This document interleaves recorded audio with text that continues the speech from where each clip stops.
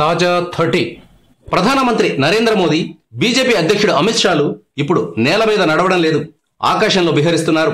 ఈ దేశంలో తమకు ఎవరైనా ఎదురు తిరిగితే వారి అంతు చూస్తామని బెదిరిస్తున్నారు.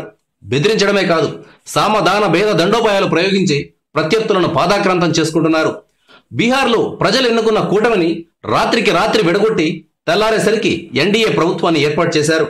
దుర్మార్గపు రాజకీయానికి ఇది పరాకాష్ట. అంతగా బీహార్లో అధికారంలోకి రావాలని ఉంటే ఎన్నికలకు వెళ్లాల్సింది. కానీ ప్రజా తీర్పును గొడ్డలి వేటుతో నరకడం అత్యంత నీచమైన వ్యవహారం. బీహార్ ఇచ్చిన కిక్కుతో సొంత రాష్ట్రం గుజరాత్లో మోదీ అమిత్ షాలు మరింత దారుణంగా చెలరేగిపోయారు. రాజ్యసభ ఎన్నికల్లో కాంగ్రెస్ అభ్యర్థి అహ్మద్ పటేల్ను ఓడించడానికి మోదీ అమిత్ షాలు చేసిన అరాచకం అంతా ఇంత కాదు. కేవలం ఒకే ఒక్క రాజ్యసభ సీటు కోసం అత్యున్నత స్థాయిలో ఉన్న వ్యక్తులు పన్నిన కుయుక్తులు చూసి దేశం విస్తుపోయింది. మోదీ అమిత్ షాల నుంచి ఎమ్మెల్యేలను కాపాడుకోవడానికి కాంగ్రెస్ పార్టీ బెంగళూరులో శిబిరం పెట్టింది. బెంగళూరులో శిబిరానికి నేతృత్వం వహించిన మంత్రిని తిప్పలు పెట్టారు. ఇన్కమ్ ట్యాక్స్ దాడులు చేయించి బెంబేలెత్తించారు. ఈ మంత్రి దగ్గర ఉన్న నల్ల డబ్బు గురించి సరిగ్గా ఇప్పుడే గుర్తొచ్చింది. ఇలా అరాచకం చేయడానికేనా మనం మోదీని గెలిపించింది? కాంగ్రెస్ వరస్ట్ పార్టీ అని మోదీకి పట్టం కడితే ఆయన అంతకంటే వరస్ట్ గా ప్రవర్తిస్తున్నారు.